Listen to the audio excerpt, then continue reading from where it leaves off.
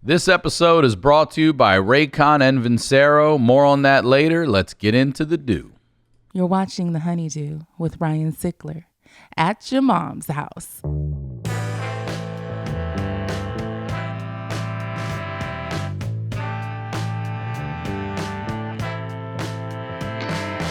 Welcome back to The HoneyDew, y'all. We're over here at Studio Jeans doing it at your mom's house. I'm Ryan Sickler. You can find me on all social media at Ryan Sickler. My website is ryansickler.com. Minneapolis, you're going to see me soon, August 1st through 3rd. I'll be out there. Baltimore, back again in September at the Famous.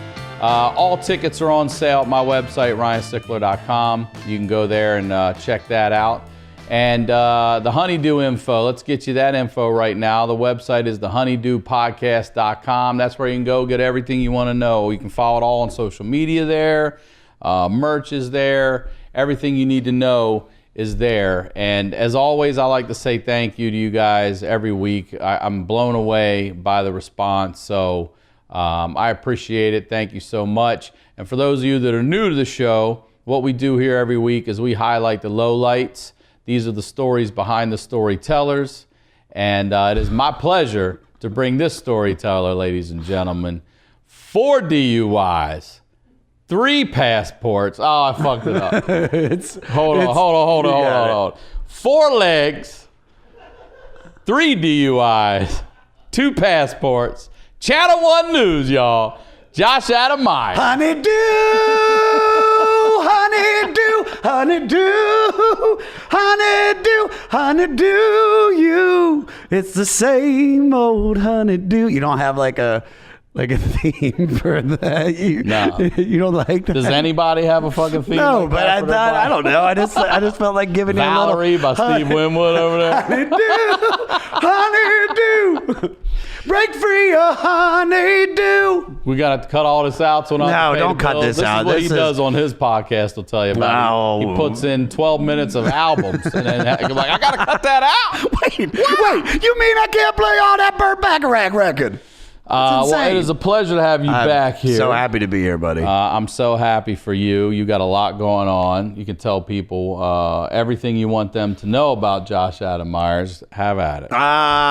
I have a podcast that I love doing. It's called The 500 with Josh Adam Meyers. I am going through Rolling Stone magazine's list of the 500 greatest albums, starting at 500, working our way down to 1, and I'm sitting down with huge comics. I've had Bill Burr, I've had Wanda Sykes, and I've had you on doing B.B. King, and everybody knows how much you love B.B. King. It was fun. It was so much fun. Get your dick out of that man's ass! All right, here comes Little Red Rooster. But it's basically an audio book club using the greatest recorded music in the history of mankind, and we use the album that we're breaking down as a roadmap to interview the guest. And it's on all it's on all platforms. It's on all platforms. Get your podcast and your platform. Get your podcast and your platforms. Yeah, but you can listen to it on any platform. And it's going to be going until May 31st, 2028 is when we're doing the final episode. Great. What's your social media? At Josh Adam Meyers on all social media, and my website, joshadammeyers.com. Also for the podcast, you can find it at 500podcast.com. Great. Yeah. Well, congratulations on the show. Congratulations on all your success. Thank you, buddy. I love it. You know, if you haven't heard Josh's Craft Feast episodes, you have to go back and listen to his Craft Feast episodes. I just always describe Josh as that lovable, degenerate cousin. And that's exactly We are family. You can't get rid of me. I've already been on the HoneyDew more than anybody. Yeah, I know. This is 5. So I'm the herpes of comedy. Like you can't get rid of me. You try to, but you can't. So if you know, you've heard anything about Josh, you'll know Josh is definitely a honeydew. I'm 100% a honeydew. But one thing you and I were talking about when I told you always to come with great stories as you do, but really what's behind all that? Again, we say the stories behind the storytellers. So why don't you get into, and we'll get into specifics, Sure. but what really started your HoneyDew. Me being planted is what you're saying? What started it for you? Where's the genesis of all this craziness that we've heard about over the years? Well, all right. So I was born in Germantown, Maryland, which is about 20 miles outside of Washington, D.C. And I had just a normal, like, family, like normal nuclear family. Like I had, my dad, my mom, a sister, and me. And when I was born, my dad was pretty, I wouldn't say successful, but he was making well over $100,000 a year being an accountant. What did he do? He was an accountant for ADP. And I remember it being like... Yeah, you know me. You know with ADP? Yeah, you know me. You know that they did some local commercial on DC, like Channel 5 back there. Are you down with those AP? I forgot the fucking thing. You down with AP? So my dad worked for ADP. Thank you. And it was just a normal family. And I remember, like, shortly after I was born, maybe when I was around 4, my dad lost his job. Well, he didn't lose his job. They were like downsizing, and so they were letting go. They lost him. They lost no. It's not really like you're losing your job. No, it's more like we're losing you. No, but my dad was a honeydew. Like 100% a honeydew, because this guy could have gone to law school and went to law school, almost finished it, and then dropped out, right? Do you know why? Was a kid? I think my dad had a lot of, like, he didn't have a dad. That's the other thing that I think, really comes into play, is that my dad lost his father when he was 7 years old. Okay. So this is, 1947. My bubby, his mother, literally didn't work, didn't do anything. And so she, when my grandfather died, my bubby just started taking it out on the kids. Do you know what I mean? She didn't hit them, but she verbally abused them. Whereas my dad kind of, he had a normal life for the most part, but like my dad's sister, like, she might have had autism. She might have been on the spectrum. And basically for the rest of her life, she just lived with my grandmother. And now she has 9 cats living in Harrisburg in like a small apartment. And I never talked to her post him dying. So I don't think my dad had a father. So when my dad was working for ADP and they were letting go of all these different people at the company, they weren't going to fire my dad, but my dad quit because he was mad that they fired all of his friends. And my dad went from ADP, which is like a normal job, like working and like making money, steady paycheck. And my dad went into sales, and my dad was horrible at sales. So that caused a lot of uncertainty in the household between. But horrible because you could feel the difference in the income and everything, the way we're living. But how do you know? I'm too young to understand missing out on stuff. Like, I remember I would ask for stuff, and and my mom would buy it for me, and my dad wouldn't, because my dad was more of like a stickler with money, and like my mom was just like, we'll put it on our credit cards and just doing whatever the fuck she could do to make me and my sister happy. But what I started noticing around 4 and 5 was just like the beginning of the fighting in the house between my mom and dad. And so my sister... Who's older? Your sister's older? My sister's older than me. She's older by 2 years. And my sister was always this she's a doctor now with 3 kids, married to a lawyer, and is very selfless, and went to Israel to teach kids how to speak English, and just is such a good kid and never got in trouble. And I started acting up. Right around 4 or 5 is when I remember starting to get into trouble. And it was like and that coincided at the same with your parents arguing. With my parents arguing, yeah. And I think now you're not getting attention. It's negative attention, but it's going back and forth between them. Yeah, well, actually, it's like I always remember them fighting and my mom crying a lot. And my sister would just be upstairs studying. And that was I think right around the time, 5, 6, 7 is when I started really finding out about music. And so I just wanted to fit in with my dad, and my dad was really into music. So I just was like, what would he listen to? He listened to a lot of jazz. He liked some rock, but not nearly as much as I did. And so I remember like getting into Iron Maiden at the time and Guns N' Roses. And then it's like around 7, 8 is when I started really acting up. And that was when I started like stealing from my dad. I started stealing money out of his wallet so I could buy different records, because like I didn't really have any friends my own age. So I started hanging out with these older kids. Robert Drollinger, his dad was never there.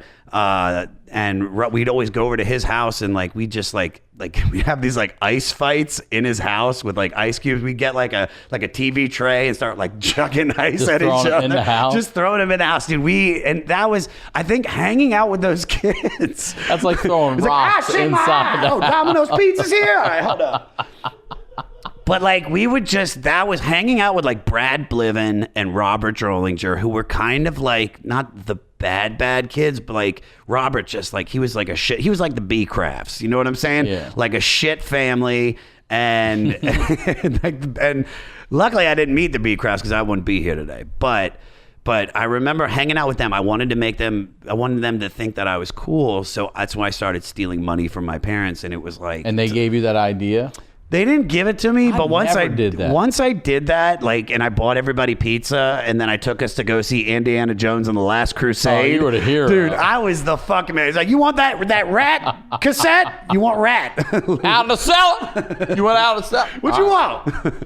But I was buying pizza for us, and that was where, so I'm 7 or 8, and that is when my dad never had really hit me or done anything. He'd spank me, but when they found out that I stole money, I remember. How did they find out? Well, so I remember I went and took money out of their drawer. They had a drawer with like an envelope in it. And I like ran out of the house, and they're waiting there. I'm like, I got money. Like, let's go. Waxy Maxies. And we go head up there. Yeah. And I remember coming home, and I was like walking into the house, and I walk up to go into my room, and my dad just started running at me and just like cornered me like on the bed. He didn't hit me, but it was just like screaming at me like, you motherfucker, you fucking Really? shit, you steal from me, blah, blah, blah. And I'm just like shaking me, and I'm all like, my mom's like, Albert, stop, you're gonna kill him. And then from that moment on, like my dad he just was different with me. Do you know what I mean? And it became more of like him putting me down, you know.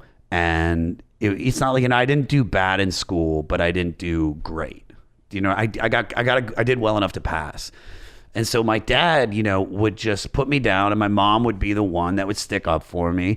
And my sister would, you know, just be doing great. And we had a tight relationship, but my dad would never say anything bad about Jody. Do you know what I mean? Yeah. So I guess that just started wearing on me, and then I started really acting out. Like How old are you now?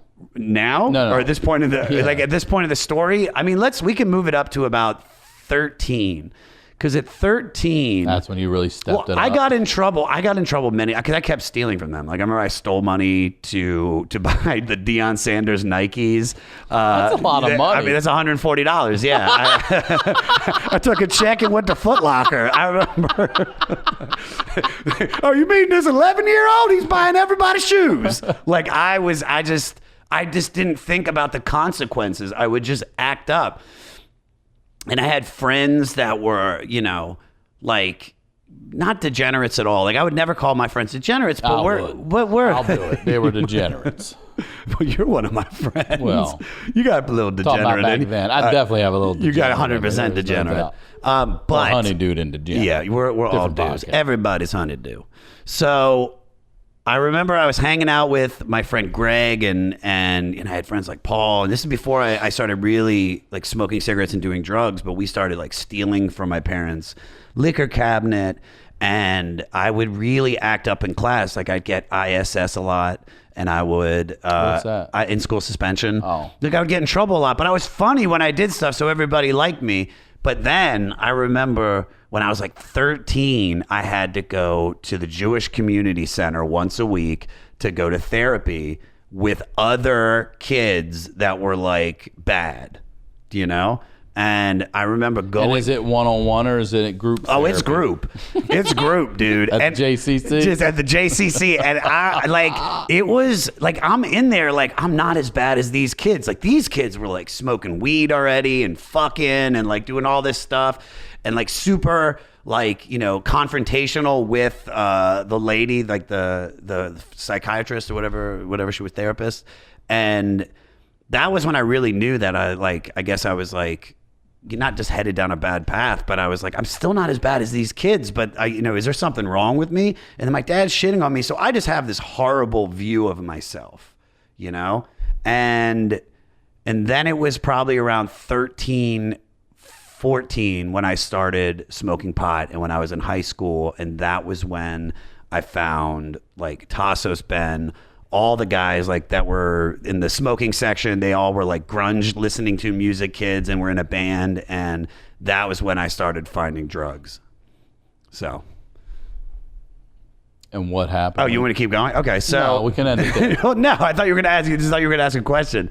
So well, that's when you started drugs. So that's kind of when I started drugs. That just leads us up to why I started finding drugs. So then when I found drugs, weed was your first. Weed was the first. So it was me, Mark Thomas, Tassos, and some rando girl sitting by a creek, just packing like the swaggiest of the swaggy brown weed. Practice and weed. you hear like seeds like like popping in it. My brother used to say, "Don't smoke that, got cyanide in them." That's what he used to say all the time. I mean, it's just, if I haven't seen swag in years, and it would blow my mind if somebody pulled out swag nowadays. But I remember smoking with them for the first time, and we go to walk back up the hill to go to this Wendy's, and Mark Thomas just started getting like super pale white, and then just started throwing up right in front of me. And this is the first time we just smoked like 6 bowls, and my heart's like fucking this. And I don't think I've ever, I think I was like, I'm about to have a heart attack. Listen, I'm going to die right here by the creek. And eventually, of course, it wore off, and I was like, all right, well, now I have pot. And then I started experimenting with like LSD, and really started drinking, and I had never really learned how to drink proper, because when we first started, we all just started doing the what do you call it, like the beer bongs? Yeah, I mean, that's what you do. I shouldn't say that's what everybody does, but so many people, you drink until you get sick or pass out, or you beer bong as many as you can that quick. I remember the first party I went to in high school. I'm in it's like right at the end of 9th grade. And it's at Chaitanya Sinha's house, and it's all like the seniors and like all the beautiful kids, and then like me, Tassos, and Ben, and all of us like walking in, and we were really into Ice House at the time. You remember Ice House beer? Oh yeah, of course. It was like 11% alcohol, so that was why we bought it. And I remember I had beer bonged a few beers before. You'd get drunk and you'd wander around, maybe pass out in the bush, like laying on just giggling, and it was great. But I saw the beer bong, and I wanted people to think I was cool. So I was just like, load me up a beer bong. And I hit that one. Well, I did 11 straight beers. 11 straight. Like literally. That's a lot of fucking... He's still going. And I was just like, it was just like my shining moment. I'm like, yeah. I'll show you, Dad. I'll show you, Dad. And so... right at the last one, I think I go for number 12, and that one gets into me, and then I just start vomiting everywhere in front of all the seniors that were like cheering me on. I mean, just projectile vomit, it was so bad. And then everybody's like a Gallagher concert. And then, people covered up. Like, God, you just see guar? Nah, Josh threw up. So I go, they put me downstairs in her basement, and then they put like a piece of carpet on me. I guess that that was like spare. That was a blanket. That was my blanket, was a piece of carpet, and I took my shoes off right next to me. And then I remember just suddenly being woken up by this kid that we used to call him Ham Sandwich, because he used to rollerblade like through our neighborhood, and me and my buddy Greg would like make fun of him because he was rollerblading. We'd be like, "What's up, Ham Sandwich?" And then he'd roll by, and he was like, "I'm gonna fucking kill you guys." I would love to hear somebody on rollerblades say that. He had on the wrist and, guard, like, the helmet and all the pads. But then, like, I remember throughout the history from the start of that until I turned like 13, 14, like I would run into him and he would like chase after me. And this guy was fucking crazy. Dude, he'd be like, hold up for a second. Yeah. But he was quick and he would catch up to me and corner me and I'd have to like run home. Well, it just so happens he was at that party. And so when I'm passed out, ham sandwich was there. When I was passed out drunk, like laying with the carpet on me, he just wakes up and starts like hitting me. He's beating you awake. He's like, you motherfucker. I remember being like, ah, and he's just like hitting me and like kicking me on the ground. And then he just takes my shoes and leaves. And so I wake up that night and I had no shoes.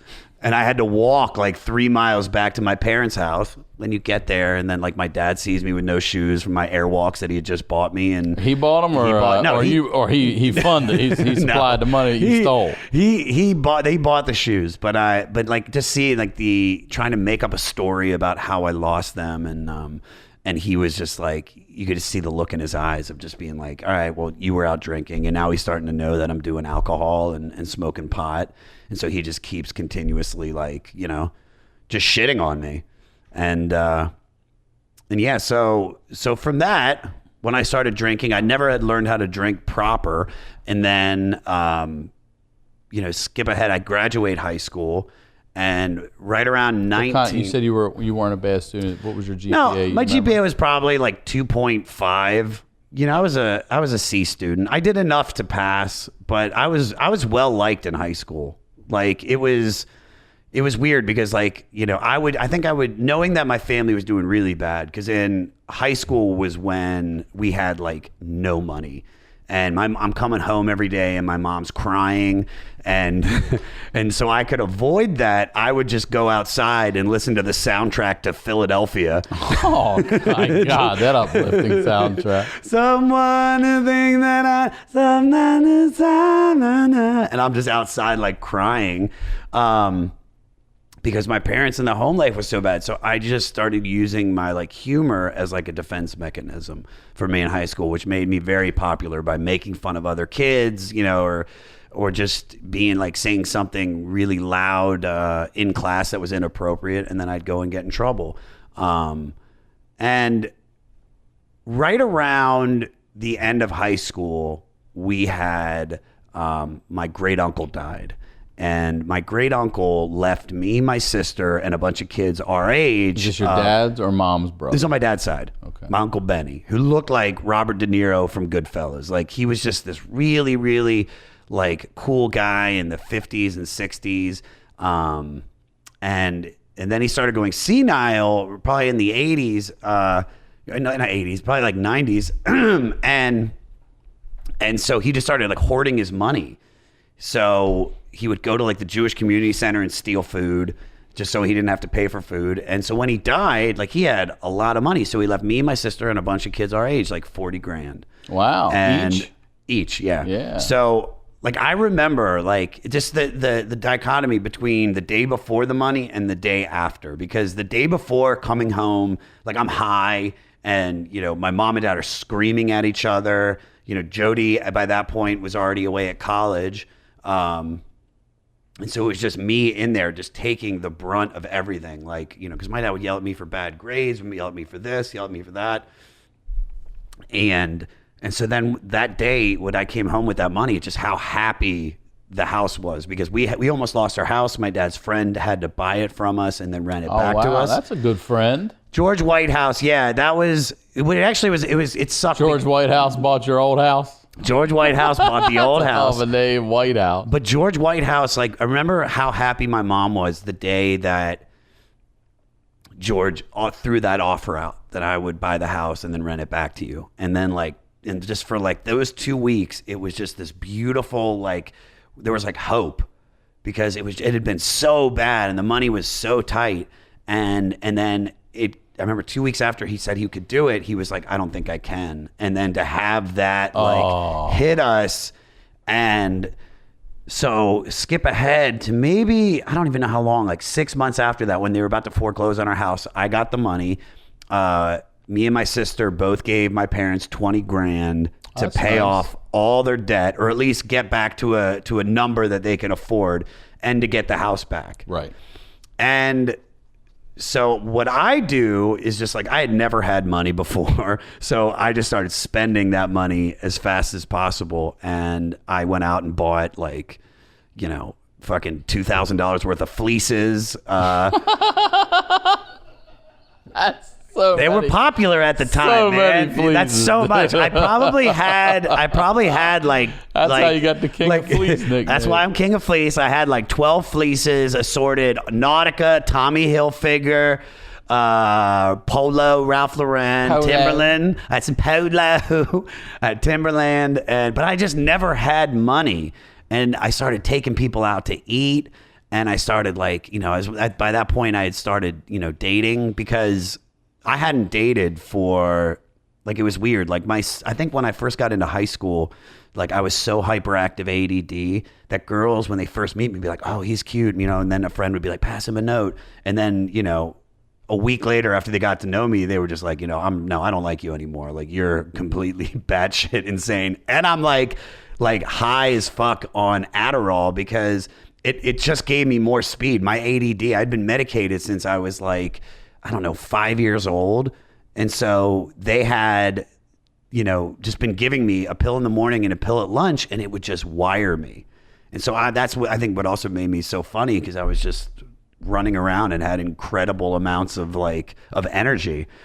But my senior year, I had this like really bad view of myself, and hadn't been dating. It was only in the summers what I would date, but it would have been my senior year in October. I had jaw surgery, so I had TMJ, and so they cut my whole jaw out and cut a bone out of here and a bone out of here, and put 4 screws and then 2 steel plates.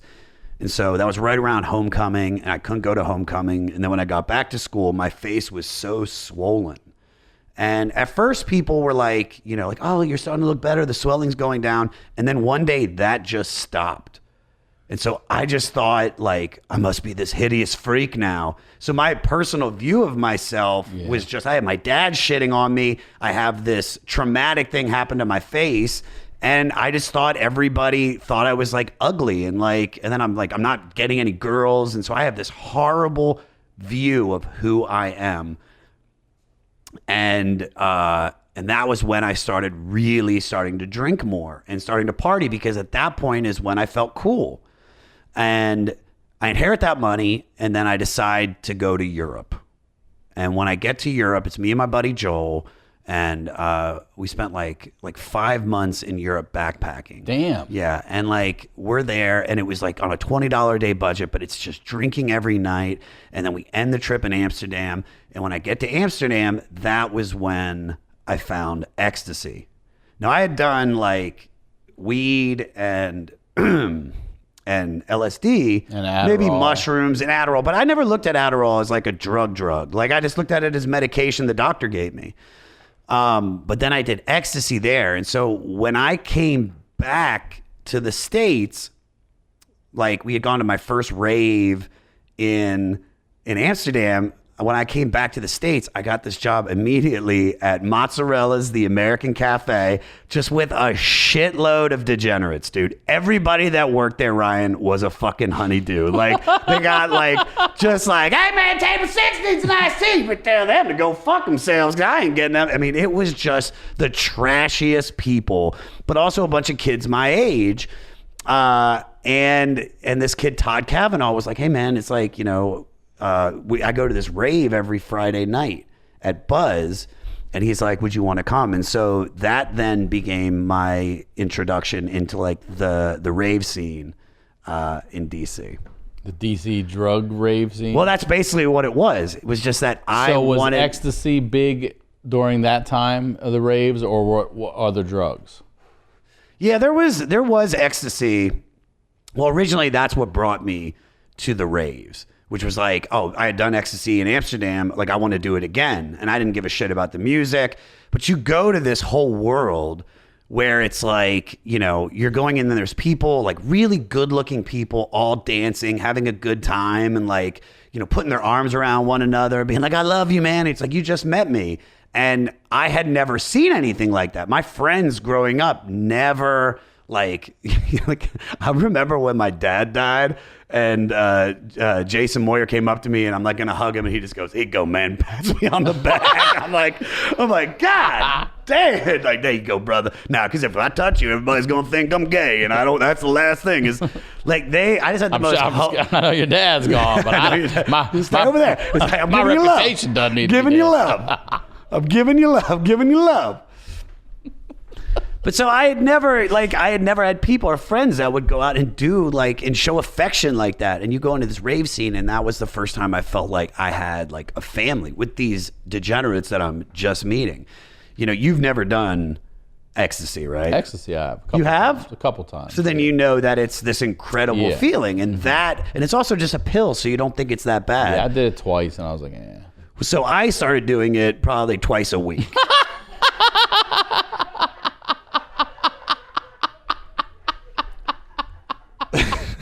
Let's take a quick break from the show to tell you about our first sponsor, Raycon. It's 2019. Everyone needs a great pair of wireless earbuds. But before you go dropping hundreds of dollars on a pair, you need to check out the wireless earbuds from Raycon. I just took mine traveling. I wanted to put them to the test. Took them on the plane, walked around, made calls. They are awesome. I could hear everything through the plane noise.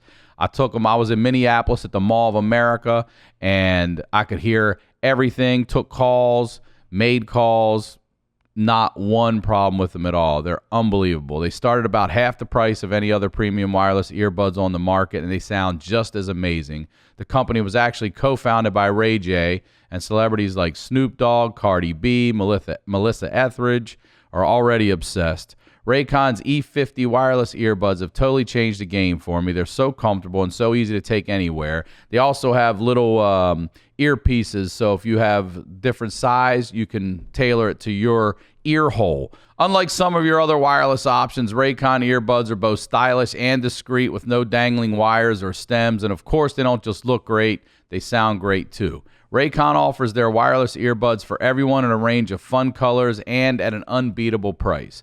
Go to buyraycon.com/honeydew to get 15% off your order. That's buyraycon.com/honeydew for 15% off Raycon wireless earbuds. If you've been eyeing a pair, I'm telling you now's the time to get an amazing deal. I'm going to say it one more time. Buyraycon, that's RAYCON.com/honeydew.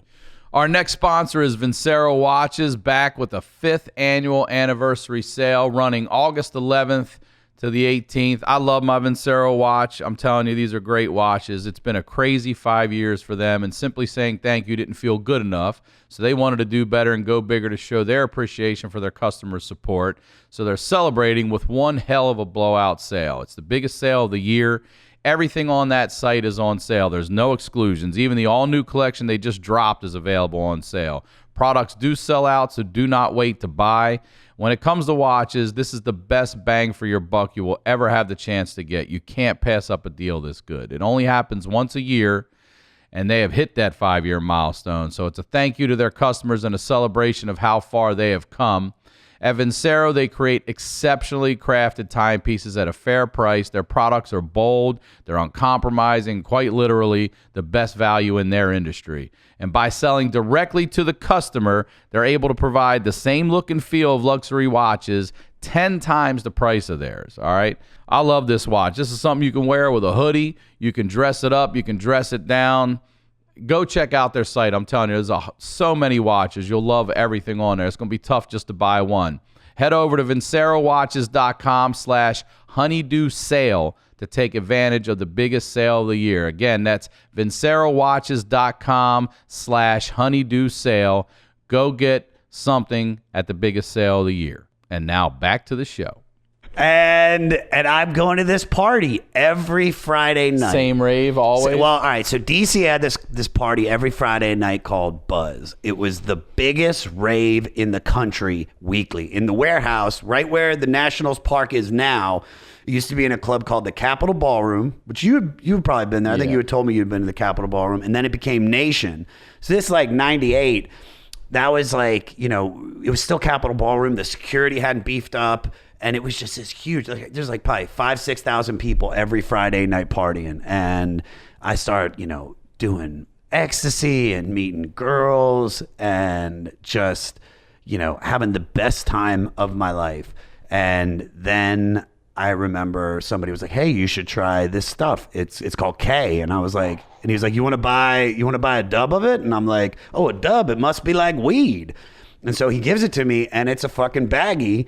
And so he's like, "Yeah, just snort it." And This so is ketamine? It's ketamine, yeah. Cat tranquilizer, special Cat K. tranquilizer, Ketasette. This is what all the kids in where I grew up, the neighborhood, they break into the vet place and steal the ketamine. Yeah. So I found that, and it was just the greatest feeling in the world, which is so funny because it makes you feel like you're stuck to whatever you're sitting on. But yet I would go into these. Happy. You're in a happy place. It's a disassociative. So like it was weird, man. I had some really out of body experiences while I was on it at the rave because the music is so repetitive, and you'd be walking from room to room, and it's such a tight squeeze that people would they all fucked up on drugs. They would just be like zombies walking, and I'm high, and the music and the lights and all of that would like take me out of my body, where I guess it was like I had moments where I was like, I don't exist. Like, I'm like, I thought I was dead while at these raves. But I did like it because it just made me feel good. And so I started selling it. Selling ketamine? Selling ketamine. So how do you get it? So who's your supplier? One of the guys that worked in the kitchen at Mozzarella's I told you it was degenerates, dude. I want to trace it back. It was degenerate. So and I forget what his name was. So there was a guy that worked in the kitchen, right? And he was like the all-star, all-met wide receiver for Damascus, right? Yeah, I played Damascus. And then he got high on ketamine one night because he used to shoot it. He used to shoot it into his muscle, damn. yeah. And I only snorted it, but one night. I only smoked it. Oh, thank goodness. Goodness gracious me. So I had gotten. So basically, tranquilizer. So he had gotten the ketamine and gotten high on it, and then he went to go pick up a friend, and I think wrecked his car, and I don't know if that friend died, but I think something bad happened, so he had to go to jail. So he was on work release. But all those guys that are at those work release, he's on work release. He's on work release, working in the kitchen, and all those guys that are on work release, they all still did drugs. They all still sold drugs, and so he would get it from one of the other guys that was on work release, and I think it was like $50 a vial. And what is it? A liquid? Yeah, it's a liquid. So it comes in like almost like if you were shooting like a Decadron or like an antibiotic. You know what I mean? Just the regular thing that they go in, and pull it out. It's a liquid. But liquid. How do he shoots it in? But how do you snort it? So I'd get it from him, and then you take the bottle and you rip the top off. Right? You get 2 plates. You pour the juice on the plate. You put a plate on top of it. You put it in the microwave for 2 minutes and 30 seconds. You pull it out, lift up the thing. It's all crystallized, and you just shave it off and then bag it. That's it. That's it, dude. Some people, it actually is stronger if you the longer it takes for it to crystallize, the more powerful the ketamine will be. So some people would take plates, put it in with the plates, and then put a hairdryer on it and just sit there for like 3 hours. Damn. Yeah. And it was great K. Crystallized like that? Yeah, it made the K good. So, I mean, Put it in the microwave for 22 minutes. You got to wait if you want the good K.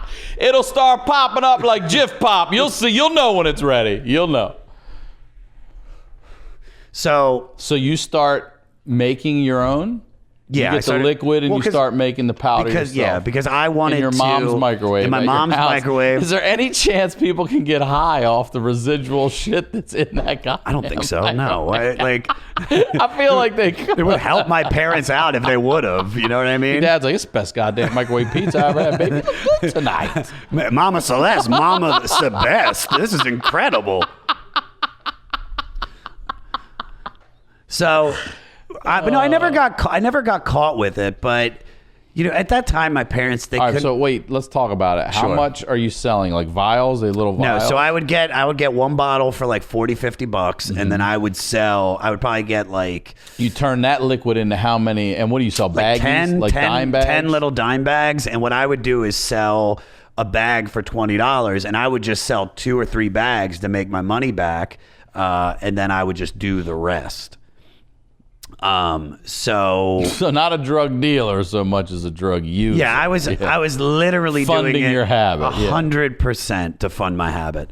And so from that, now I'm selling K at raves. And how often are you doing ketamine a week? Probably 3 nights. God, 3 nights a week, because there was Wednesday night, there was the Edge. The Edge was just another club like right down the street from Nations. And then Thursday night was Tracks, which was a gay club, but they had like a straight party on Thursday nights, and that was one of the best, places to party in LA. And then Friday night, not in LA, in DC. And then Friday night was always Buzz. And then Saturday would be like a house party. So when I took you back to Baltimore last year and we went in that warehouse for the pregame for the Ravens for the Jimmy's party. Yeah. What was that rave? That was a Paradox. That was Paradox. Fever. That was You would that come was up for that That was too? a buy. I think it was like the second Tuesday of every month was Paradox. And so yeah, I drive up to Baltimore to party, and we'd go out of town to go to raves. I mean, it's and just you'd be selling at all these places? well, no, I would. I'd sell when I did the Nations, when I'd go to Buzz, but I was like starting to venture more into doing coke, and it was just for the party. Like we would go up to New Jersey, and I'd go there, maybe take an ecstasy pill, do a bump of K, and then Jesus Christ, all that in one night? Oh my God, that is fucking nothing.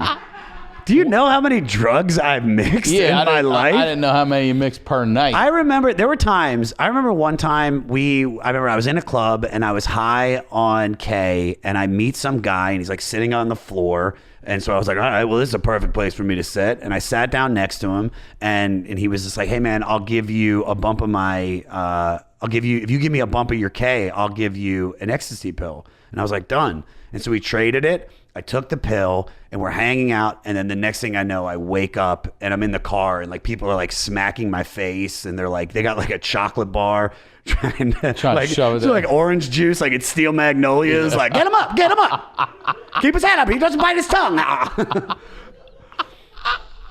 But that was the thing, Rye, was that I never learned how to do drugs or drink properly.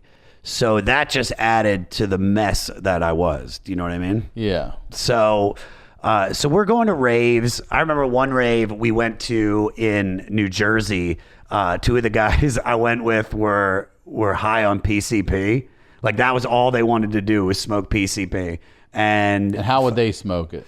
Well, I don't know. There was like a whole section of people that were just smoking PCP. section, Yeah, that was the yeah. whole. That was like in second. It was in a big hockey arena, so it was like section 101, like in good seats. Yeah, right. And they're down there. Down they're, on the they're ice. smoking PCP, and then me and Todd, the guy I worked with at Mozzarella's, was like, "Yeah, we got to get out of here, man. We've been here. It's 5 a.m. The rave's shutting down. Go find Jesse and Aaron." And so I go and find them, and they're just like spun out, like real creepy looking. And then we get in the car and we get on the New Jersey Turnpike, and fucking Todd does something like stupid, like change lanes quickly, and we get pulled over.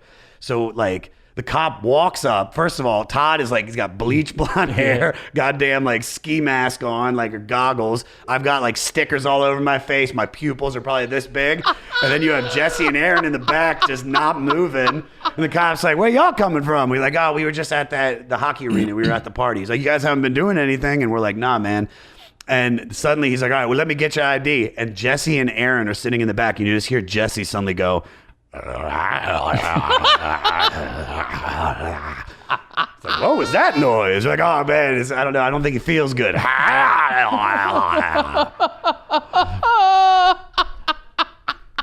We got let go You know, it's so funny, man. I should have gone to jail so many times, but I always got let go in those situations. I remember leaving a rave once with 2 girls, and I was high on ketamine, and I was sitting in the back, and this girl sideswiped a car around DuPont Circle and then just kept going. Well, that car was a fucking police officer. And so we get pulled over, and then they Chased you? No, they didn't chase us. He just drove and whoop, whoop, and just He didn't have to move. He didn't have to do it. No, he just turned the lights on. Turned the lights on. Hey, I'm a cop. You just hit my car. All right, chill out for a second. Damn, let's pull over. So he pulled us over, and there were the 2 girls in there, and the girls are like really getting scared, and they're like, well, we had a drink or 2, and blah blah blah, and apologetic, and then he sees me in the back, and he pulls me out, and he starts talking to me. Now I'm in a massive K-hole, so you could. What's that like? It's just like you want to say words, but you can't. Like you just be like, but it makes sense to you, or it doesn't? My name's Josh. Like you would take like my name. You just can't move. All right, let's see what's going on here. I'm gonna let these guys. They got a special needs kid in the back here. We're gonna go ahead and county's gonna pay for this car. All right. We got special needs. So county's gonna take this hit on the chin right here. We got a special needs kid in the back here. Josh, his name is Josh. Can I get one of the special needs vans to pick up this guy? I'm gonna be arresting these 2 girls, but we gotta make sure he gets home. No, they didn't arrest them. They sideswiped a cop car and they got off? Yes, and basically was it a cop, like was it a plane wrap, or was it? No, it was. Oh no, it wasn't in a cop car like that. It was in like the normal. It was a cop in his It was car. a blind car. You know what I mean? If you want to call it that. And he pulled us over, and then he pulls me out, and he's like, how are you doing? Are you on anything? And I'm like, no. And he goes, can you drive? He's like, do you mind driving these girls home? I want to let them go. And I was like, okay. And then he you know what? Let me get back. I'm going to let the special needs kid drive these ladies overnight, man. Don't worry about this. This fucking cop. This dumbass. So he puts me in the driver's seat. The girls get in the back. I literally drive like a half a block. He drives by us, and then we did the switch. I remember one time I told this story on the Crab Feast when one night we went to a rave with these guys I never hung out with, and they had been drinking and in the car, and they had coke and a gun, had all this crazy shit, and we got pulled over because he made an illegal left turn to get onto like 395, and we got pulled over, and I got blamed for everything because I was sitting by the beers. And so the cop put me in handcuffs, and, you know, I started crying. As you do. As I do. I cry a lot. So I started crying, angry tears, and not like sad tears, but I was like, you motherfuckers. I was like, it's not mine. It's not mine. Say it. Ah!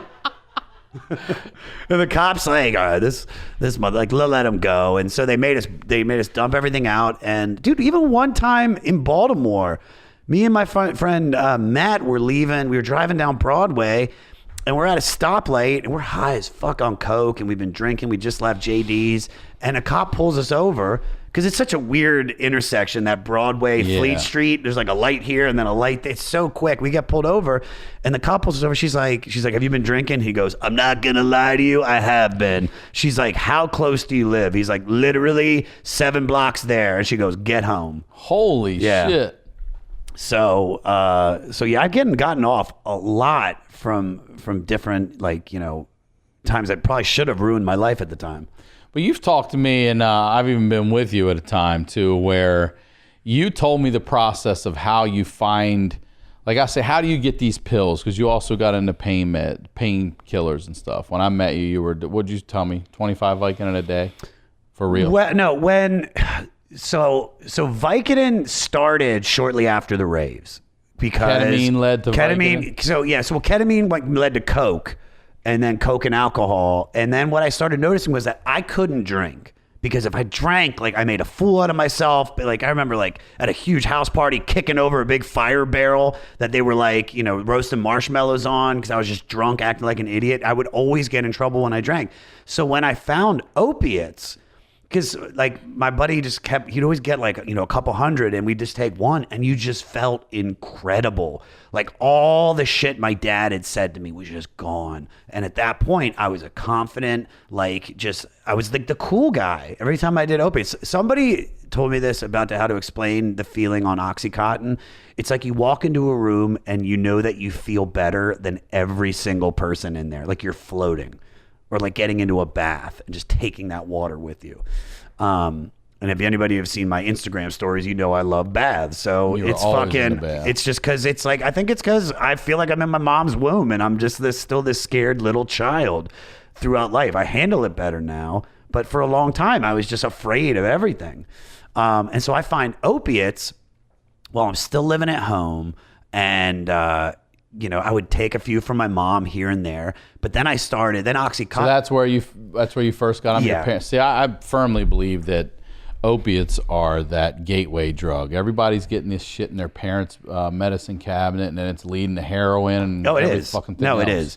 Well, so what happened was there was like where my dad really finally erupted on me I'm calming down on going to raves, but I'm like still doing coke. I'm still drinking. And me and my friend Joel go to this party in Towson, right? And I had a car that me and my mom shared. It was a brand new Honda Civic. And Original rims. It was a great 1999 car. It was great. My parents leased 2 cars because I wrecked another car on my way home from a rave. So, yeah, I know I'm a mess. So we go to this party and I'm getting drunk. Joel's getting drunk, but Joel's not drinking as much as I am. And then it's time to end the party. And they're just like, you can sleep here. And I'm like, well, I have to get home because my mom needs the car tomorrow morning. And so Joel's like, I'll drive. I'm like, perfect. And then we get in the car and I'm like, dude, I can drive, man. I don't want you driving my car. And he's like, all right. And so we switch seats and I get behind the driver's seat. And as we're driving, we're taking 70 and then we get off in Damascus, which is these back roads. And I'm just going like 100 miles an hour down like a 2-lane road. And you know how curvy it is in those Maryland back roads. Yeah. And we're just listening to Metallica. And I'm just like, I remember like looking at Joel and like hearing Master of Puppets and being like, we're balling. And then next thing I know, the road curves and I overcompensate for it. And I just hit on the side of like a huge light pole. You sideswipe it? T-boned it, if that's it. Like, yeah. We should have died. Oh, holy shit. We should have died. It was a bad accident, but we were both fine. We were beaten and bruised. And the funniest thing was, as we're trying to get out of the car, the radio wouldn't go off. So it's just like, Master! And I'm like, are you okay? Master of Puppets completed. Come on, let's get out of here. Master! I mean, it fucked us up. And that was the night, then the cops show up, they arrest me. And that was the night my dad was just like, he's like, was that your first arrest? Not my first arrest, but my first arrest that my parents knew. Oh, I had gotten arrested. How'd you hide that? How'd you hide an arrest? Oh, I got arrested at senior week in Myrtle Beach, public intoxication. So it was nothing. You pay the $50, you never have to come back. But this time, though, it was like the cops took me to the station in Germantown and then drove me to my parents' house, or my parents had to come and get me. And I remember my dad like walking downstairs, and this is like a brand new car, maybe like 8-9 months old. We've had it, and my dad just being like, he didn't even yell at me. My dad just like gave you that look of just like you're a piece of shit. Like he just looked at me and he went right back upstairs. And so knowing that I couldn't drink, then I started dabbling in the opiates. And I had friends that would do it. And then when I moved to Baltimore, that was when I was in this big rave collective called Syndrome. It was a rave collective. It was me, Mike Barbarisi, PJ, Eric, Brian, and Kyrell. They were like drum and bass DJs. And we threw this bi-weekly party at 1614 Eastern Avenue in Baltimore, this little nightclub. And I just moved to Baltimore because after the first DUI accident, I had to get my life together, and I started working at school to try to get trust back from my parents. And then I moved to Baltimore, and that was where PJ was this dealer of like Oxycontin. He had every pill you could think of. He'd be like, you want to fall asleep? You need a Valium? He's like, you got indigestion? You want a Lipitor? Like, what do you need? Lipitor. He had everything. And that was when I started dabbling in Oxycontin. And back then you could actually snort it still. So you'd like... What do you mean still? You can't Well, now? so it used to be like a powdered form. So it was a pill that you could crush. Right. Now, because so many people overdosed and we're basically just using the pill to snort or to smoke, they turned it into like not like a gel, but like a hard gel. So you can bite it, but it's like it won't give you the same like instantaneous effect as it used to, where you could when you snorted it. Now it's time release or whatever. Yeah. But that was when I started dabbling in that, and I remember like I was one of my problems was like I always wanted to like to be in love, and there were so many different girls that we'd go out on like one or two dates, and then I'd just like turn into Of Mice and Men and just like call them like 40 times in a row because I just wanted to hang out with them. And say there wasn't cell phones back then. And I would just scare these girls off. And I remember there was some girl in Baltimore that I met, and we hung out for a week. And then I dropped her off after she spent the night at my house one night at the gym she worked at. And then she just like ghosted me. And I was just, miserable. And that was when I was dabbling in opiates. And then I started buying more and drinking, and then I had to drop out of school and move back to my parents' house because I just run up my credit cards and I was in debt. And I worked for like a restaurant, for a while, and I just kept, taking more and more painkillers because that just made me feel great. And then I get back to school, I keep partying, but then opiates had chilled out for a while until I got my third DUI. Because I still got two other DUIs after that. Like I got one. I can't even. Go ahead. I got one when I was 19. That was the first one. Or 20. I got the second one at 22. You got a DUI before you were even 21. Yeah. I mean, that's a big deal.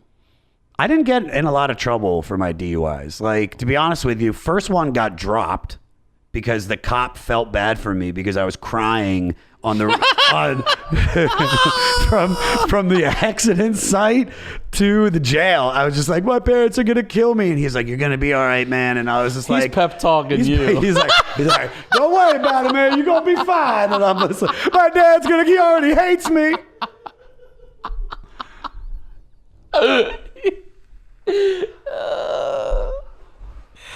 So he let you go? Oh, So he didn't let me go. He never, so I got a lawyer, and then we went to court, and he never showed up. And so they dropped the charges. So on the second DUI, I was leaving a party in Baltimore, and we get to, I play out like 3 or 4 beers, and I go to leave, and I'm driving down like Loch Raven Boulevard, and I guess one of my taillights was out, so I got pulled over. And I blew a .08, but that was like right at the limit. So, they made me park my car, and then they arrested me. And then I went to, jail, not jail. I went to a holding cell. I guess I went to the Baltimore County Detention Center because I'd admitted that I had a DUI before, not knowing that one never showed up because it was dropped. Oh. And I was in there for only a day. And then that started the downfall. Then with that and the girl and everything, I was just using way too much. And I had to move back daily home. Routine? Back when then, it came to drugs, I mean. What do you mean? At that time? At that time, it was every day. Are you doing coke? It was well, yeah, I wasn't doing coke. No, I was just doing a lot of drinking. And so maybe once or twice a week I'd do opiates, but I would have a bong hit the second I waked up. And then every night I would drink. I would drink every night because that's all you do in Baltimore. Yeah. You know that. But then it was I moved back home, got my life back together, worked for a chicken wing restaurant called Cluck You. Cluck You Chicken, bro. College Park? I worked at the one in Germantown. That's right, and they made us when we answered the phone, because this was a separate entity. They all have different owners. We had to answer the phone. I'm the general manager, and we had to go, Cluck You Chicken. I swear to God, dude. I don't remember you ever telling me that. I swear to God I've told you that. You'd be like, Cluck You. We got another call coming in. Hang on a second. Hang on, Clucky Chicken. But it was so funny because I worked there to get out of debt because I'd run up my credit card debt so high. And are things getting better, worse? No change with your dad at this point? Here's what I did. No, me and my dad, like, I would lose his trust and then I'd start gaining it back. And then I would do something huge. Like, I got accepted to college and he'd be like, yes, Josh is on the right track. And then I get to college and I start drinking and partying and I get a DUI and then I move back home. You know, and then it was like, I'm going to be in a band for a while and just party. And then I would do that. My dad looks at me like I'm a piece of shit. And then something happens and I just switch and I start, you know, cleaning my act up. I'm not drinking as much. I start working hard at JC. And the next thing I know, I go back to college. And so I worked at Cluck You Chicken, paid off my debt, got reaccepted into Towson. And then I started going back to Towson. And then it was just drinking and doing coke. But I was like, I didn't get any DUIs. I didn't do anything wrong. I was actually finishing school and just working my butt off. And then I graduate college and it is like, I get this job at Channel 1 News, which is like, it just went up. It just went under, didn't it? Finally, I don't know, but it was. I meet people that had Channel 1. Channel 1 was when you mentioned it on the Crab Feast. A bunch of people hit us up and said who've been like Anderson Cooper, I think. Anderson Cooper, Alexander Marquardt. I had worked with him. He's like a CNN dude. But it was this great job. But I got hired. And for the first like 2 months that I lived there, I was just drinking and doing coke a lot because now I have money. And what happens is on one night I get off work and I go to this bar that was across the street because there was this beautiful blonde girl that worked there. And she would just feed me Johnny Walker and barely charge me. Maybe I have an app like a bruschetta. Yeah. But for the most part, I get hammered and then I would just drive back from Connecticut Avenue back home. One night I just was drinking and the next thing I know, I'm on 270, like drunk as fuck, you know, trying to get to my parents' house where I was staying. And I get off the highway and I'm driving down Middlebrook or 118 and a cop gets behind me. And so I pull over into this gas station to try to lose the cop. And then I get back in the car and I start driving into my parents' neighborhood and that cop just shows up right behind me with his lights on. Yeah. Now it's December, so I'm just like, fuck this, man. I'm just going to drive to my parents' house and get out of the car and walk inside and just act like, you know, this never happened. And I remember I park. I start getting out of that car. I walk up to the front door, and the next thing I know, that cop just runs up behind me and starts choking me. I'm just like, throws me down. It's a little woman. She's this little woman. She fucking... Goddamn, you an elf? Is that an elf on my back? But she throws me down, and then she's like, why were you running from me? Why were you running? I was like, where'd you come from? And she's like, how did you not see me? I had the lights on for the last like 5 minutes. And I was like, oh, I just thought you were the Christmas lights. She was like, go fuck yourself. So I say to her, I'm like, just arrest me. I was like, I'm drunk. Take me to jail. I don't want to say this. Yeah, because it's in front of my parents' house, man. Like, Have they come out yet? No. And I didn't want them to. Are the lights on the car? Lights on. Everything, dude. The Johnsons woke up. They were outside like, typical Josh, that piece of shit. That motherfucker. Look at him over there. Ran over the bushes again. So from that moment, like, I realized that it was like I had to really like clean myself up, and alcohol was not the way to do it. Wait, so did your parents come out and find you? No, they didn't find out that I got the DUI until it was already case closed. When I told them, like, 7-8 months later. So they didn't even see the whole incident out front or anything? They didn't see any of that. The lady arrested you and She arrested me and took me to jail, and then I think they released me just on my own recognizance. They write you up and then they just let you go. But they took my car. Like a 12-hour hold or some shit like that. Not a 12-hour hold, but they took my car. They tow it, so it's not like I can drive anyway. So they're just like, find your way home. And so a cop and a tow truck showed up at that house. Your parents never fucking came out and saw a thing. They're deep sleepers, man. They clearly sleep through that shit. But from that, I stopped drinking and really haven't drank regularly since that. But what happened was a month later, I went to the gym and I was doing some exercise and I turned my head a certain way as I'm pulling and I popped something in my neck. And so I go to like an urgent care, and they're like, well, you know, can you get a ride? Can somebody come pick you up? I was like, yeah, I can get my mom to pick me up. They're like, because we want to give you like a painkiller. And they gave me Dilaudid.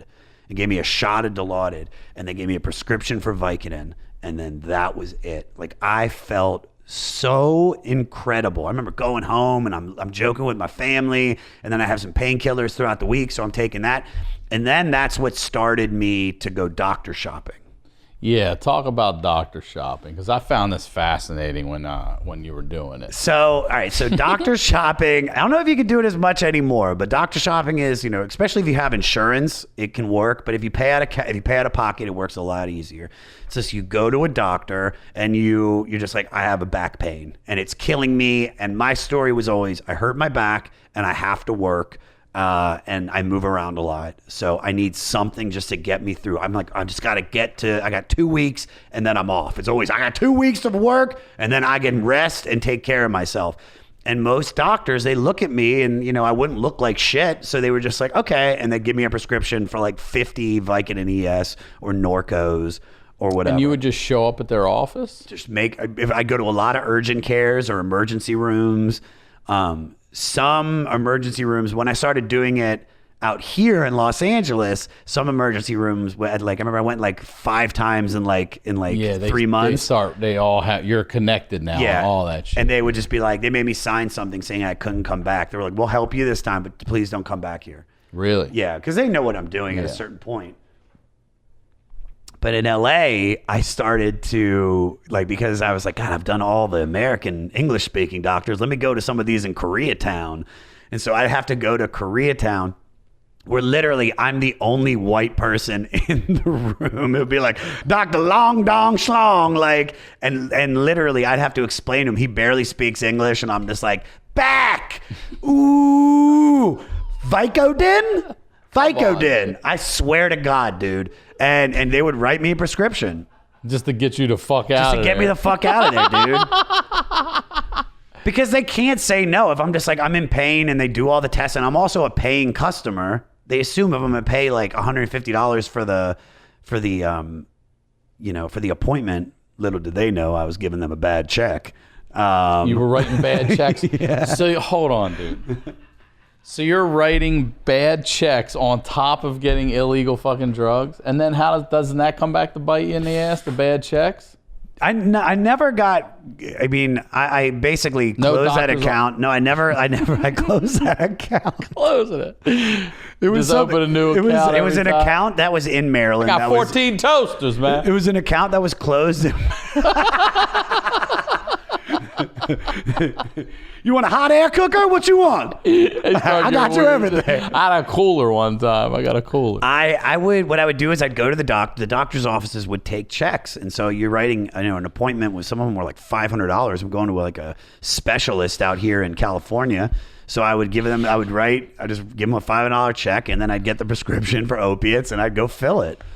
I mean, it was. And is it a one-off? Or you get a refill on those? You have to get some. You get a refill, back then. These days, it's usually they have to call the refill now, I believe. Well, yeah, you'd call it in from the prescription bottle, but it would be on there, and you're just going to Rite Aids. And so after a while, I knew that the doctor shopping just wasn't working as easy as I wanted it to. So then I started calling in fake prescriptions at pharmacies here in Los Angeles. What you would just call Rite Aid? So yeah, so you take the prescription, and it's got the DEA number and then all the doctor's information. So I'd call a Rite Aid. Say you're who? I'd be like, I'm Dr. You would say you're the doctor. I'd say I'm Dr. Bitswani. Yes, I'm calling in prescription for Tony Baker. Like, I'd use all comics that I knew. Yeah, right. I'd be like, I'm calling in prescription for Jay Larson for Vicodin ES. Take 1 pill every 4 to 6 hours is needed for pain. 3 refills. But then you go, and don't you have to show up with that ID? No. What do you mean? So the first one, I was really scared. Jay Larson, you don't have to show up with Jay Larson? No, not at that time. I don't know what they do now, but at that time, you can't even call in a prescription for opiates now. You have to actually have like the prescription pad. But basically, I remember the first one, I was just risking it, and I called a Walgreens, and I've never been more scared walking up to that counter. And I walk up to him, And I'm just like, yeah, I'm here to pick up the prescription. I gave my real name the first time and they filled it. And I was like, holy shit. They didn't ask for ID or nothing. I was like, this shit works. So then I just started calling this Rite Aid and they would fill it every time. And I just do a different name. And I literally use comedians that I knew, you know, and yeah, here to pick up for Kurt Bronelicher. I can't even say his name. But I never really got in trouble for it. And so I would just call in more and more because, dude, you're getting a prescription for fucking like $30. You're getting a prescription for $30. And if I got that same amount on the street, it would cost, you know, 100 painkillers I used to buy from this dealer in downtown LA for $300. So that's $3 a pill. I'm getting them for like 50 cents a pill.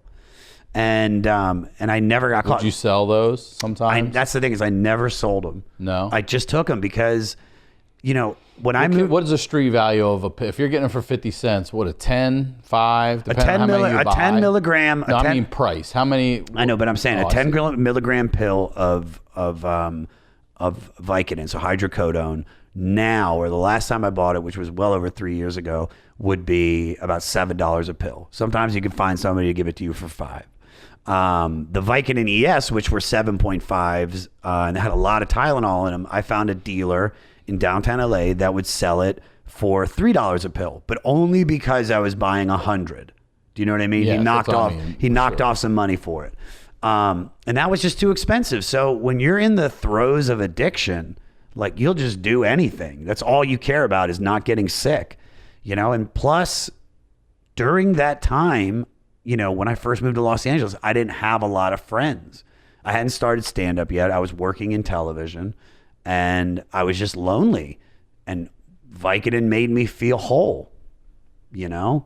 So I just didn't care about the ramifications, didn't care about my credit, didn't care about anything. I just wanted to get high. Well, when you started to see the increase amount, like when you, like I said, you met me, you were 20 to 25 a day. Like, I mean, if you're buying 100 pills, that's only 4 days worth.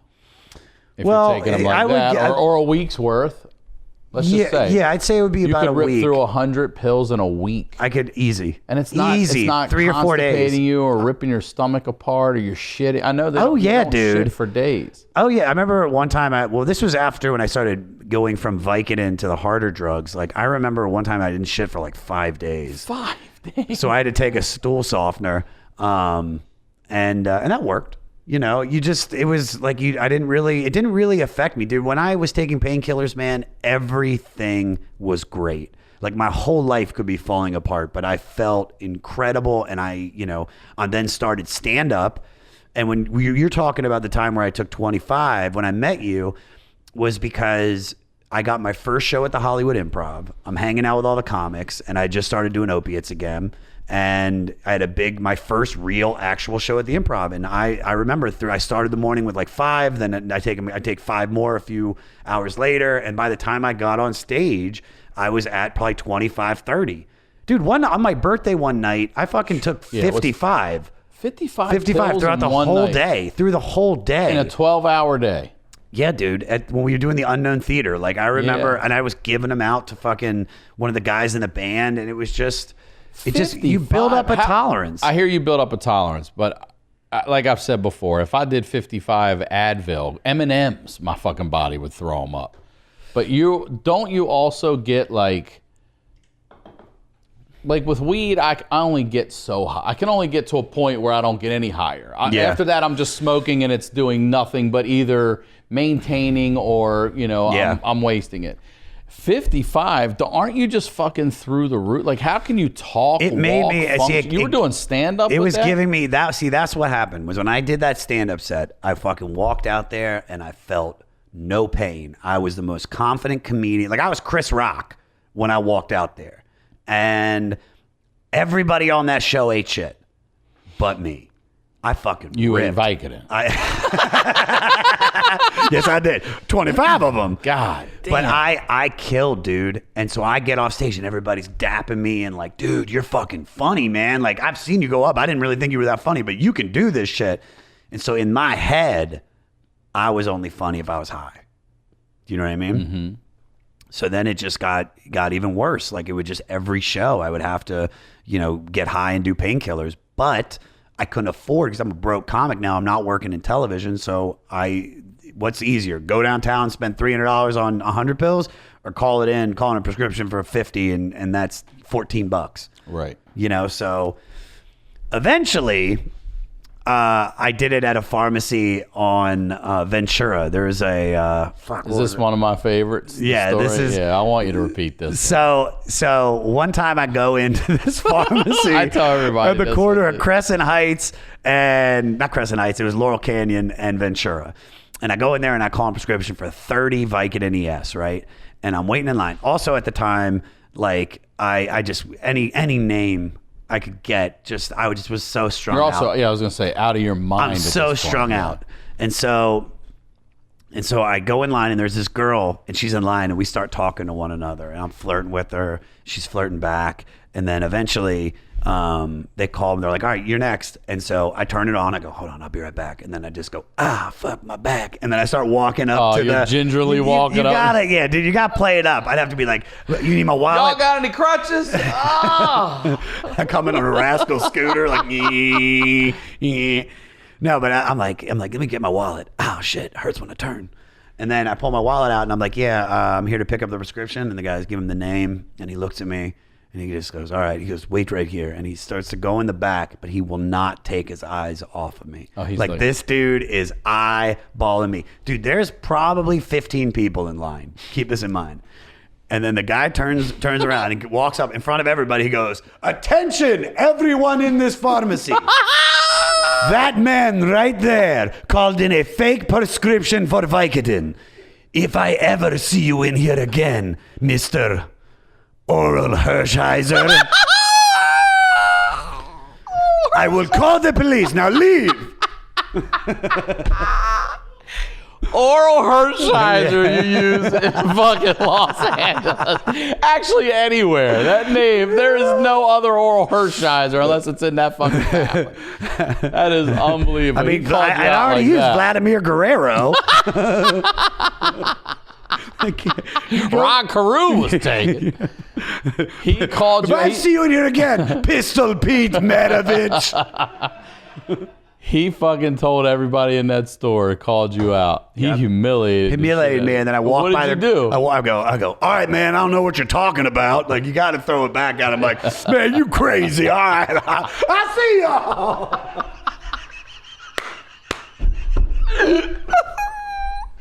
Man, what you talking about? All right, you acting like that again?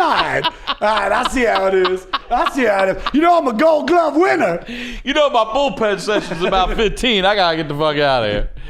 Oh my God, Oral Hershiser. I can't even believe you did that. That's how fucking out of your mind you were to use that name. But that's what's funny is that didn't stop me. It's like Scottie Pippen in Chicago. You know, it's crazy. I know, but you just don't think, dude. You just do. And you know, then I started dating Brittany shortly after that. Like I got a job at the strip club as a DJ.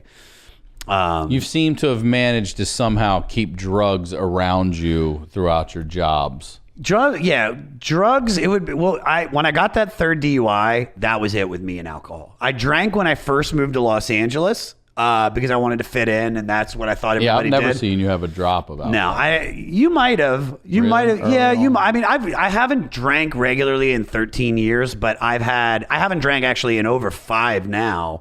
But I would have, like, what I would do is I would stay sober throughout the whole year, right? But then my buddy Beinfest moved to Venice. And what I would do, he was a guy I used to do party and do coke with in Baltimore. And when he moved to Venice, I would just get so frustrated with the career. And I would just be like, yo, man, I'm coming over. And I'd see him. It'd be like midday, 4 p.m. I'd drop like $500, or I'd be like, let's get as much coke as we can. And I would just do drugs for like 2 days straight.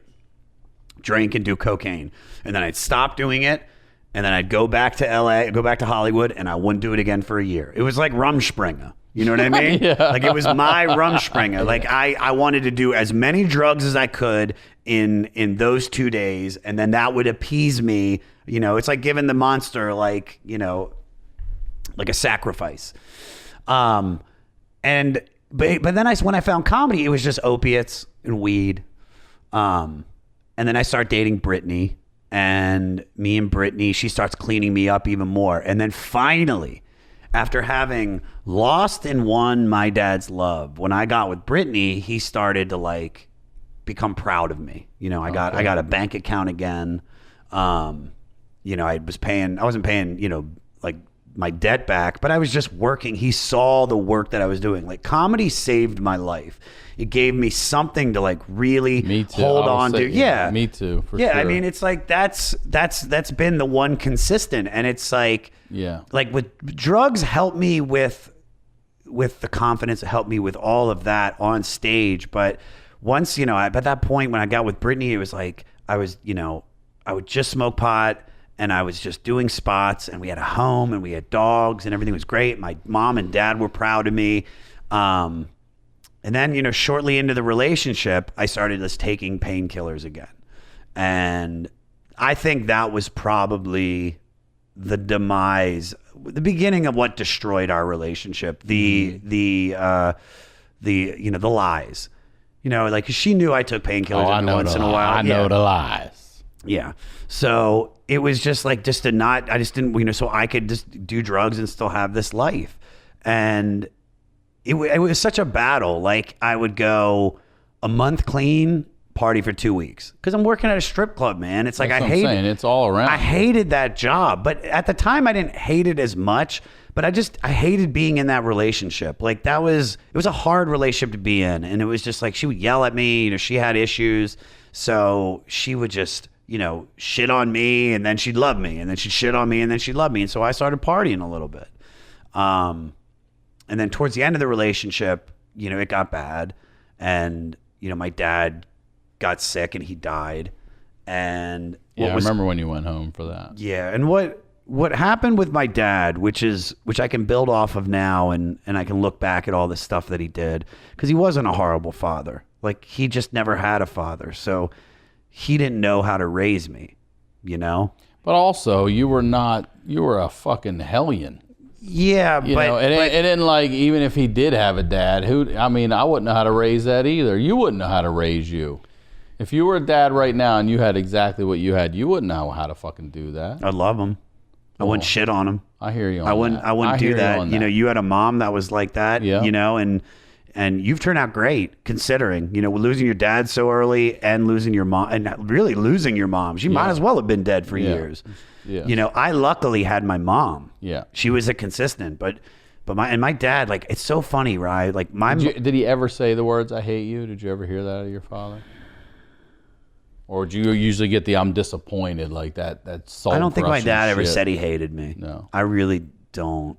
But I mean, he would just, anything that went wrong, it was my fault. Anything. You know, he's like, we're missing money. Josh, you steal the money? And I'm like, no, I didn't steal it. Like, I mean, it was just, I would get blamed for everything. If something got cleaned up, if there was a mess, whatever it was, you know, even now, my mom, when we get together, like, she'll bring up my dad, and she'll be like, you know, well, he was always so hard on you and me. You remember when he said this to you? And I'm like, no, I don't remember that. Thank you for reminding me of this horrible thing my dad said, you know? And that's the thing, is that I'm able to drop all of that because I'm looking at how it ended. You know, my dad. How old was your dad when he died? 69. Him and my mom went up to Pennsylvania Did they stay together the whole time? Yeah. Oh, they hated each other. But they stayed together, though. For us. And my mom, that's the thing, is my mom will not drop that. Like, she's like, I should have left your father, but I stayed together for you two. I'm like, no, you fucked up. You can't be mad. That's right. You don't blame me and Jody for you not, you know, taking control of your life and being like, no, I don't, you're treating me like shit. We shouldn't be together. You're on your own. And she's very martyr-like. So my dad and my mom go up to Pennsylvania for her reunion, and I guess my dad just was at my dad's friend's house and just started having like chest pains. And how I found out was I was working at the strip club, Friday shift. It was probably like 4 p.m. I used to get off at 6:30, and my mom calls me, and she's just like, you can hear it in her voice. She's like, Josh, you need to go home now. Brittany's packing you a bag. She's like, you have to go to the airport. I'm buying you a ticket. Dad he's having heart surgery. You need to come home now. Bring a suit. Oh my God. So she's like, it's bad. And I start freaking out. And I remember running into like the street, like running out of the club into the street. You know, luckily we're out by the train tracks because that's where they always put every strip club. Like, yeah, right. You know, but I remember getting in my car and my manager was like, just go. I get in my car and then I call my sister who was a doctor and I go, Jody, what's going on? And she's just like, this is bad. You know, she just leveled with me. She goes, Josh, this is really bad. He had an aneurysm, we think, and he's going into heart surgery now. I don't know what's going to happen. And I just was losing it. And I get home and Brittany was there and she, you know, for however the relationship ended with us fucking fighting and her leaving me for another guy or whatever it was, like I'll love that girl forever because how strong she was when my dad. You know I love her. Yeah, I know she's great. I'm not shitting on her. It's like we've gone back and forth with like love and hate before we became friends again, and now we're friends. But she was so great when my dad got sick that I'll love her unconditionally forever, and I'm so happy she's happy now. But my dad actually didn't die. He lived. They saved him a 10% chance of survival. And so I had a month with my dad. And in that month, you know, me and my dad talked a lot on the phone. And he just basically was like, I'm proud of you. That's you know, cool. I'm so happy that you followed your dreams and I know you're going to be okay. And I look at my life as that moment now with my dad. Can I ask you? Yeah, go ahead. At that last month, did he know he was going to die? Did they tell him you don't have much time? I mean, no. Did he know he was saying goodbye? So, no. He didn't. That was what was funny is that they saved him, and then he was in the hospital in Pennsylvania. Then they got him down to Maryland, and he was fine. And then he would just start having these weird heart palpitations, not pains, but palpitations. And you know they had to keep checking on him to make sure he was all right. And they'd be like, "Yeah, this is giving us a little worry, so we're going to take you in for these tests." And then eventually. They were like, we have to put a stent in your neck because you have an artery that's clogged. And they put him under. It was at Johns Hopkins. But I think he knew then because I remember right before that, my mom was like, he said he was nervous. You know, he's like, I've been through a lot, man. You know, in the last month, I've been poked, I've been prodded. Like, I'm tired. And they put him under and he had a stroke. And he was gone. He was under? Yeah. Oh. And he was gone. I remember I got the phone call. My mom's like, you need to come home. Like, stop. You know, because I just did not want to accept it. And I just was like, Brittany and Angelo and I were hanging. And I was just like, no, this is what I'm doing. He's going to be fine. He's going to be fine. And then finally my sister was like, dude, you have to come home. Like, Dad's going to die. We have to say goodbye to him. And I went back. And I remember, like, this is just where I was at. Like, I was, you know, I hadn't been using painkillers. But I walked into that house and saw my dad's, you know, oxys on the counter. And I was like, fuck this. I'm not doing this sober, you know, and I just got high and then went to go say goodbye to my dad. And you walk in there and he's got the head shaved with a scar from here to here. And I held his hand and, you know, I always remember how soft his hand was. It was like, it was just, and he was gone. He was a vegetable. And they took him off the thing and then that was it, you know? And I remember that the day of my dad's funeral, I had a cousin, my friend Greg came up because he loved my dad, and I hadn't been drinking really, but I was like, fuck it, I'm gonna drink some wine, and I got drunk at my dad's funeral, not like a scene, but just had some beer, and then my cousin was there, and she was addicted to painkillers because there's like a lot of friends in her high school in Harrisburg, Pennsylvania. Because half the country is fucking addicted. Well, but this is Harrisburg, Pennsylvania, so it's like everywhere there. I remember her going through her yearbook and being like, dead, arrested, rehab, valedictorian, rehab. But she got me oxys. And I remember I went to the bathroom. She got me enough for the week. And I got to the bathroom and I snorted a painkiller. And then that night, me and Greg had been drinking, and we get back to my aunt's house where they're sitting Shiva. And they literally have a rabbi come and he does like a prayer every night. the mourner's cottage. And I remember I walked in, and my dad had these two friends, Ralph and Malcolm, Ralph Prinsky and Malcolm Cohen. And Malcolm was just, I loved him so much when I was younger, but as I got older, I realized how much of a dick this guy was to my mom. He was just my dad's friend from high school. And I remember Malcolm, like, I don't know if he walked up to me, but he said to my mom, but I remember he was like, he looked at me, he said, your dad always said he should have been harder on you. Yeah. I've had someone say something like that to me too, and they were carrying my dad's body out of the house. I'm like, this is the time you want to fucking say that shit right now? And that was it. That was literally it between me and him. I was just like, cool, we're done. And from that, it was just, I go back to LA and then I would still dabble with painkillers. But around a year after my dad died, I remember I started getting into the program, to like a 12-step program. And that was right at the time we went to Thai Palms. Yeah. And then me and Brittany break up. She leaves me for another guy, and I go home. And then I go home. My mom's got all these painkillers. I'm sad that Brittany's broken up with me. Angelo just found out he had cancer. So I'm like all alone in LA. So of course I want to get high. And then we get back from the holidays, and there was this glimmer of hope because Ange had beaten the cancer. Mm-hmm. And I was like, all right, well, I'm going to be high now, but I'll get back to LA and I'll sober up. And the night I got back home, me and Ange get hit by a drunk driver. Ange is gone. Angelo dies. I break my arm, fracture my skull. I'm taken to the hospital, and they're like, here's all the painkillers. That's when I learned what Dilaudid was. Well, because you were coming in to see me, and I would just be like laid out, and I start talking, and then it would be like 2 hours. I'd be like, yeah, but it's 2 hours. I need another hit. Yeah. And then they would come in and shoot me up. Yeah. I was a really difficult, sad time. That was really tough. But now, how long have you been clean and sober now? I've been clean since May 17th, 2016. That's great. You're over 3 years. Over Good 3 for years. You, dude. Thank you, man. Well, there was, it got to a point. Angelo dies, and for 7 months it was hardcore opiate use, $300 a day, and then I got sober.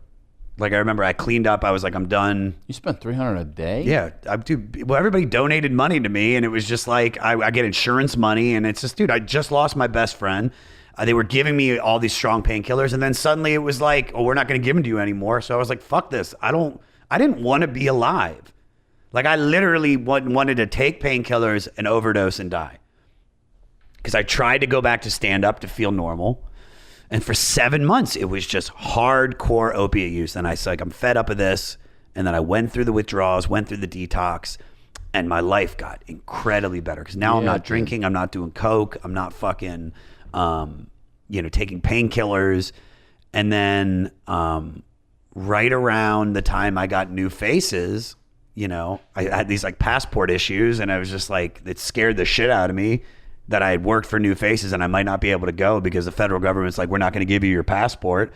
And so I remember I started using again. And then it was just, that's all it ever was from that point. It was just, as I started getting success, I never felt like I deserved it because my dad said to me, and because of losing Ange, and I would just take painkillers and then I would, get sober for a couple weeks. And then as the goddamn comedy jam got bigger, I'd get nervous and I'd take more painkillers. And then it was just like, well, I can only do the jam if I'm high. And it just was like, now I have money, but I'm still working at the strip club and I feel like a piece of shit because I'm working there, but I'm doing all this great stuff. And my body was just going through this like horrible cycle of not dealing with anything because I would just numb myself. And then finally, in May of 2016, I had one final relapse, and I remember Sam Tripoli saw me at the Comedy Store, and I was pale white, and I looked like shit, and he goes, you relapsed again, didn't you? And I was like, yeah, man, I did. And he goes, when are you going to stop this? And I go, probably when I die. And he goes, or you're going to be the 50-year-old guy still hanging out at the Comedy Store that almost had a TV show, but then he ruined it because of drugs. Yeah. And at that exact moment, it was like done. Good for Sam Just Tripoli. Done. Yeah. And then I haven't taken him since. That's great. Yeah. You sold a series to Comedy Central. Sold a series on opiates, actually. So it did help for a lot of stuff. I mean, But also, you now have a podcast at Spotify. So you're doing great. yeah. You're doing really Yeah. good. Everything's great, man. Well, I love you. I'm glad you're fucking cleaned up because, it was a ride, son. It was a ride. Thank you for coming on, dude. Oh, it's my pleasure, buddy. I love you. I love you to death. Why don't you one more time plug whatever you'd like to plug and promote? You can find me at Josh Adam Meyers on all social media. Go to the website, the500podcast.com or joshadammeyers.com, and check out the 500 podcast on all platforms. All right, brother. I am Ryan Sickler on all social media, ryansickler.com. We'll talk to y'all next week.